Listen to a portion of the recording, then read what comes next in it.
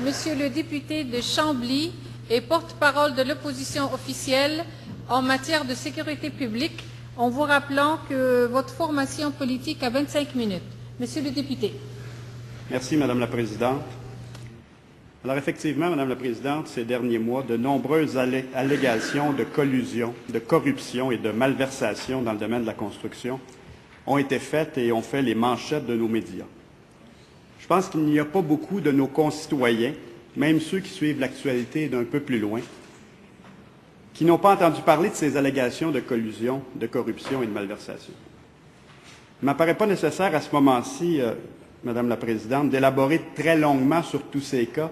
Madame la députée de Lotbinière en a rappelé plusieurs. Tous les ont à l'esprit et en fait, on ne les compte plus, tellement il y en a. Face à ces allégations et aux demandes de certains qui réclamaient, dès la toute première allégation, la création d'une commission d'enquête, l'attitude de l'opposition officielle en a d'abord été une de prudence. Et je dirais même en quelque sorte, Madame la Présidente, de sagesse. Parce que vous savez, Madame la Présidente, on ne décide pas de créer une commission d'enquête sur un coin de table. Ceux qui, dans cette salle, ont œuvré en périphérie d'une commission d'enquête le savent très bien.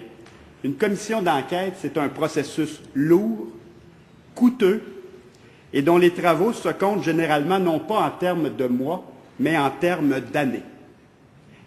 Alors, il y avait lieu, Madame la Présidente, d'être prudent avant de décider de créer une commission d'enquête. Cela dit, au cours des dernières semaines, au cours tout particulièrement des derniers jours, les allégations de collusion et de malversation se sont multipliées et ont pris une ampleur toute particulière qui laisse maintenant entrevoir non plus seulement quelques cas individuels, mais l'existence d'un véritable système. En effet, depuis quelques jours, on parle maintenant d'un club sélect d'entrepreneurs qui se partageraient les contrats entre eux, une collusion qui entraînerait des coûts supplémentaires de 20 à 30 pour les contribuables. Ça, Madame la Présidente, c'est l'argent de nos concitoyens, c'est notre argent, c'est l'argent de ceux qui paient de l'impôt. Alors, devant toutes ces allégations qui s'accumulent, qui prennent de l'ampleur, une ampleur inquiétante, extrêmement préoccupante, force est d'admettre qu'une commission d'enquête sur la collusion et la malversation dans l'industrie de la construction est maintenant nécessaire. Madame la Présidente, nous en sommes rendus là. Il arrive en effet des moments dans l'histoire d'une société où, face à certaines allégations, face à certains événements, cette société doit regarder l'ensemble du problème et faire enquête plus largement, et ce, afin d'établir des balises pour l'avenir.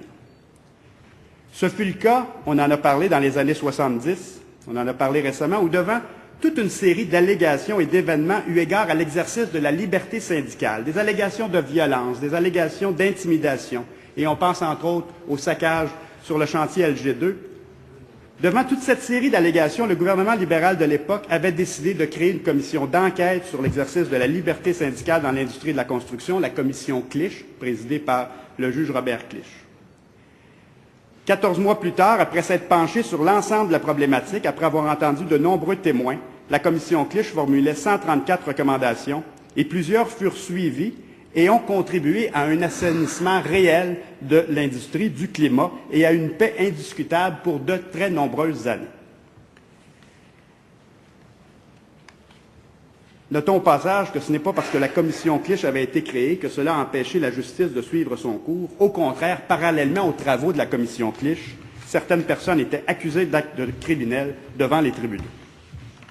Je pourrais vous parler également de la SECO, mais plus récemment, je vous parlerai, Madame la Présidente, d'un autre exemple qui est un peu plus éloigné du cas présent, mais qu'il est quand même intéressant de se rappeler.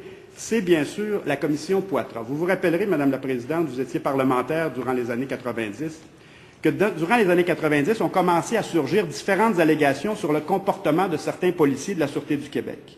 Et rapidement, les allégations se sont multipliées, au point où le gouvernement de l'époque, un gouvernement du Parti québécois, a décidé de créer la commission Poitras, du nom du juge Laurence Poitras, la commission d'enquête chargée de faire enquête sur la Sûreté du Québec.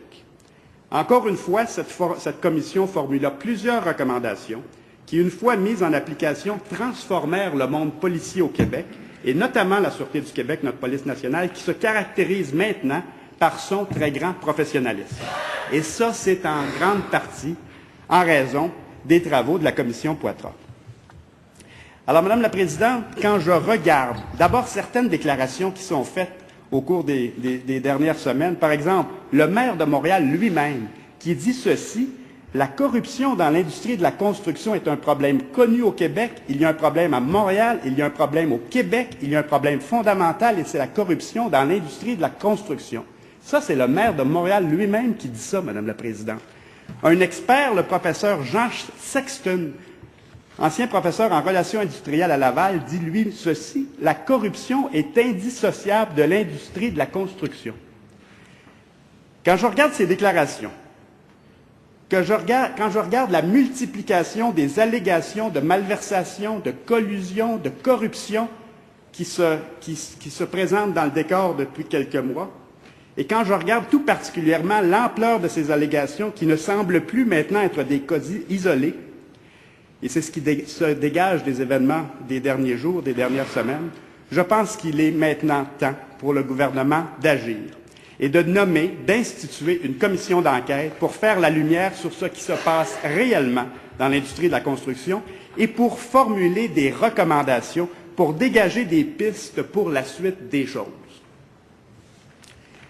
Hier, le ministre de la Sécurité publique disait au nom du gouvernement, et il le répétait encore ce matin, et le député de Châteauguay vient tout juste de reprendre ses propos, laissons les enquêtes policières se poursuivre, laissons les policiers faire leur travail, attendons de voir ce que les enquêtes policières donneront, et on verra après. Le problème avec cette position, c'est qu'on risque à ce moment-là d'attendre très, très, très longtemps.